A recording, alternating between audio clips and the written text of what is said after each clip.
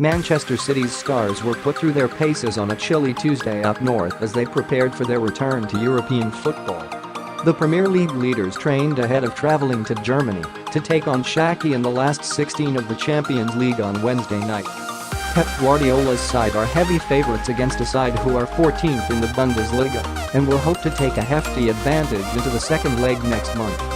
Sergio Aguero wrapped up in a snood and gloves as Manchester City trained on Tuesday. Pep Guardiola looks on as he prepares his players for their Champions League return. Raheem Sterling and Kevin De Bruyne go through a jogging exercise in training.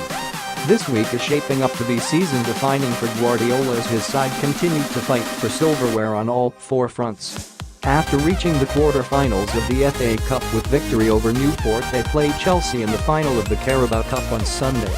But Ilkay Gundogan fears that without European success, City will not be remembered as a top team.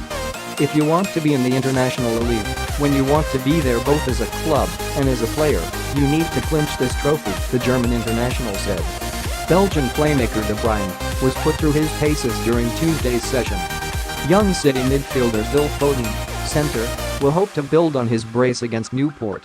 Veteran coach Brian Kidd surveys a warm-up exercise during the training session.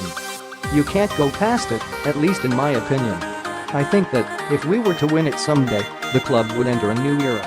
It would be lifted to the same level as Real, Barca, Bayern, or Juventus, clubs that are maybe a step above us.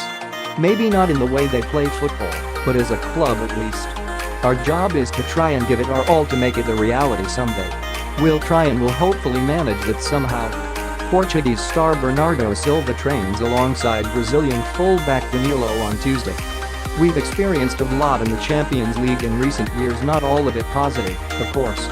We should have won it at least once.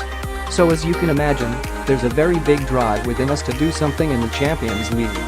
The biggest low was probably being knocked out by Liverpool last season. For that reason, the motivation to go far in this competition is huge, and I think we have the quality required."